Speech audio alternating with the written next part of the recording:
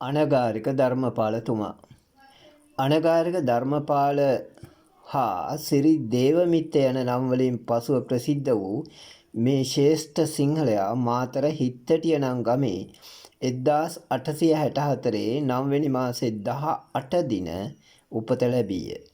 දොන් කරෝලිස් හේවා විතාරණ සහ මල්ලිකා හේවා විතාරණ යුවල ඔවුන්ගේ දෙමාපියෝ වූහ.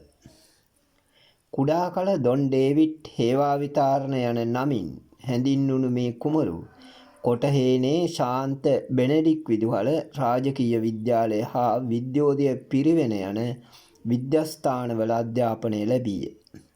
ඔහුට කොටහේනේ දීපතුද්දාරාමයේ වැඩවිසූ වාදීප සිංහ මොහොට්ටිවත්තේ ගුණානන්ද හිමි ඇසුරු කරන්නට ලැබීමෙන් ඔහුගේ ජීවිතේ නව මගකට යොමු විය.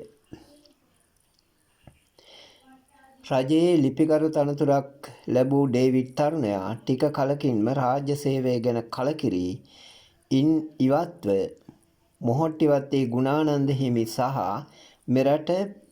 මෙරටට පැමිණි හෙන්රි ස්ටීල් ඕල්කට් තුමා යන දෙදෙනා හා එක්ව මෙරට බෞද්ධ පුනර්ජීවනයට මුල පිරුවේය.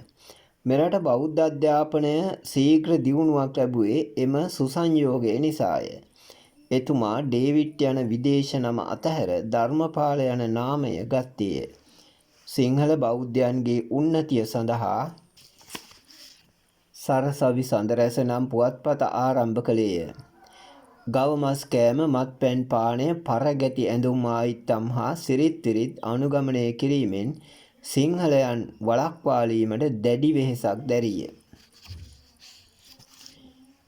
ඉන්දියාවේ වන්දනා ගමනක් ගිය ධර්මපාලතුමාට එහි බෞද්ධ සිද්ධස්ථාන පත්ව තිබූ සෝචනීය තත්ත්වය දැක ඒවා ඉන් මුදවා ගැනීමට කටයුතු කළේය.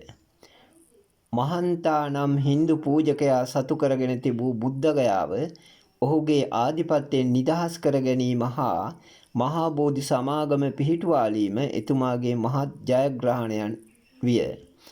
ශ්‍රී ලංකාවේ දේශීය නිෂ්පාදන දියුණු කිරීමට එතුමාගත් ආයාසය ඉතා ප්‍රශංසනීය වේ. හේවාවිතාරණ පේශකර්ම විද්‍යාලය එහි මා හැඟි ප්‍රතිඵලයකි. ධර්මපාලතුමා විදේශයන්හි බුදුදහම් ව්‍යාප්ත කරනු පිණිස මහා ධර්මදූත මෙහෙයක් දියත් කළේය. විදේශයන්හිදී බුදුදහම් පිළිබඳ දේශන පැවැත්විය.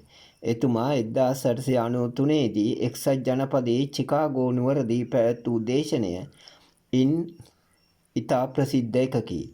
එයින් බටහිර ජනතාව අතර බුදුදහම් පිළිබඳ මහත් උනන්දුවක් ඇතිවිය. 1896 වර්ෂයේ ඉන්දියාවේ බුද්ධගයාවෙහි වෙසක් උත්සවය පැවැත්වීම එතුමාලත් තවත් සුවිසල් ජයග්‍රහණයක් විය. අනගාരിക ධර්මපාලතුමා 1931 වර්ෂයේදී සිරි දේවමිත්ත යන නමින් ඉන්දියාවේදී පැවිදි වී 1933 වර්ෂයේ මුල උපසම්පදාව ලැබීය.